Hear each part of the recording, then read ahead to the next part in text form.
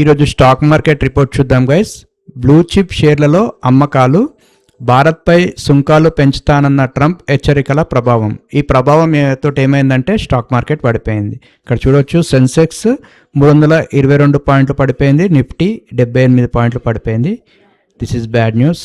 ఇక్కడ చూడొచ్చు, ఎఫ్ఐఐ అమ్మకాలు రూపాయి 36.25 కోట్లు, డిఐఐ కొనుగోలు రూపాయి 1764.07 కోట్లు.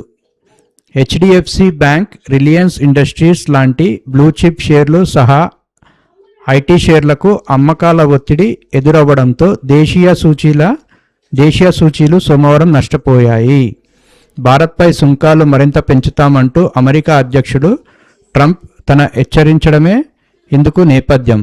డాలరుతో పోలిస్తే రూపాయి మారకపు విలువ 10 పైసలు తగ్గి $90.30 వద్ద ముగిసింది.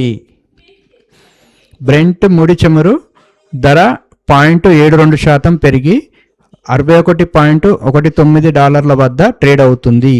ఆసియా మార్కెట్లలో హాంకాంగ్ మిగతా దేశాల సూచీలు లాభాల్లో ముగిశాయి.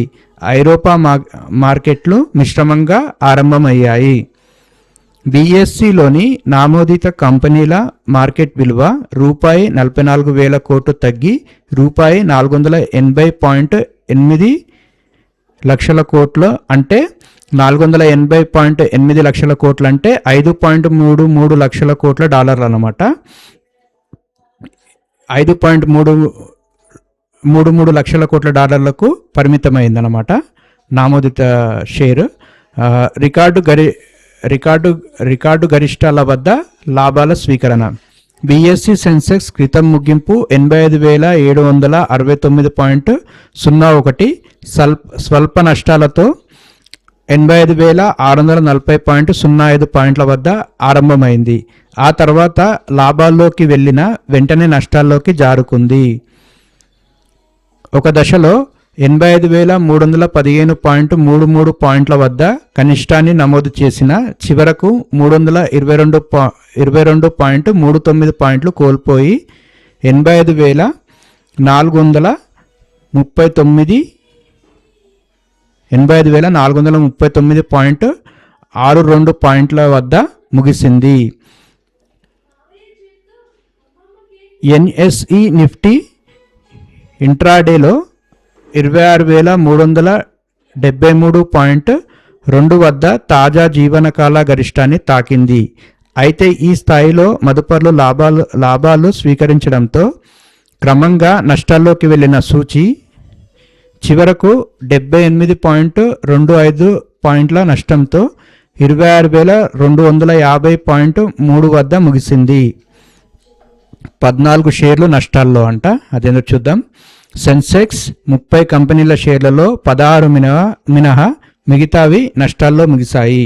HDFC bank 2.35%, Infosys 2.09%, HCl technologies 2%, Bajaj finance 1.21%, TSS 1.09%, tech Mahindra 1.04%, Reliance industries 0.94% తగ్గాయి. ఇవన్నీ నష్టాల్లో పోయాయి అన్నమాట.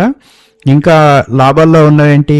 బెల్, భారత్ ఎలక్ట్రానిక్స్ లిమిటెడ్ అనమాట. Bell 2.65%, UltraTech cement 1.57%, Tata steel 1.56%, Hindustan Unilever 1.53%, Asian paints 1.52%, axis bank 1.45% లాభపడ్డాయి. ఈ షేర్లు లాభపడ్డాయి అన్నమాట.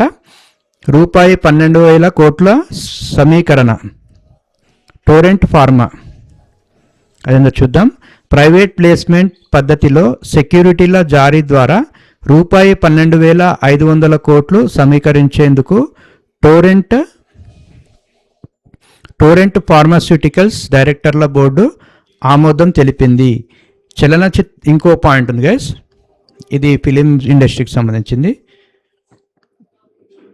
చలనచిత్రాల నిర్మాణ సంస్థ ఎక్సెల్ ఎంటర్టైన్మెంట్లో 30% వాటా కొనుగోలు చేయనున్నట్లు యూనివర్సల్ మ్యూజిక్ ఇండియా తెలిపింది. రితీష్ సిద్వానీ, ఫర్హాన్ అఖ్తర్ స్థాపించిన ఎక్సెల్ ఎంటర్టైన్మెంట్ విలువను రూపాయి 2400 కోట్లుగా పరిగణించి ఈ లావాదేవీని చేపడుతున్నట్లు పేర్కొంది. సో ఇది గైస్, ఒకసారి ఐపీఓ సమాచారం చదువుదాం. ఇది stock market report guys. Film industry వాళ్ళు కూడా 30% వాటా కొనుగోలు చేయనున్నట్లు యూనివర్సల్ మ్యూజిక్ ఇండియా తెలిపిందంట. రితీష్ సిద్వానీ అండ్ ఫర్హాన్ అఖ్తర్ స్థాపించిన ఎక్సెల్ ఎంటర్టైన్మెంట్ విలువను రూపాయి 2 ఈ లావాదేవీని చేపడుతున్నట్లు పేర్కొంది. ఓకే, ఇది ఐపీఓ సమాచారం ఏంటంటే కోల్ ఇండియాకు చెందిన భారత్ కోకింగ్ కోల్ లిమిటెడ్ తొలి పబ్లిక్ ఆఫర్ ఐపీఓకు ధరల శ్రేణిగా రూపాయి 21 నుంచి 23ను నిర్ణయించారు. ఈ ఐపీఓ 9న ప్రారంభమై 13న ముగియనుంది. ప్రతిపాదిత పబ్లిక్ ఇష్యూ ద్వారా రూపాయి 1071 కోట్లను కంపెనీ సమీకరించనుంది. 16న ఈ షేర్లు స్టాక్ ఎక్స్చేంజ్లో నమోదవుతాయి. జనరిక్ ఔషధాల తయారీ సంస్థ హిందుస్థాన్ ల్యాబొరేటరీస్ పబ్లిక్ ఇష్యూకు రానుంది. ఇందుకు అనుమతి కోరుతూ ముసాయిదా పత్రాలను సెబీకి సమర్పించింది.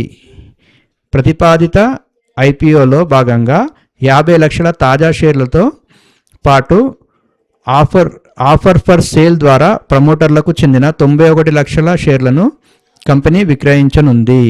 ఇది గైస్ ఐపీఓ సమాచారం. మొత్తానికి స్టాక్ మార్కెట్ నష్టాల్లో ఉంది గైస్.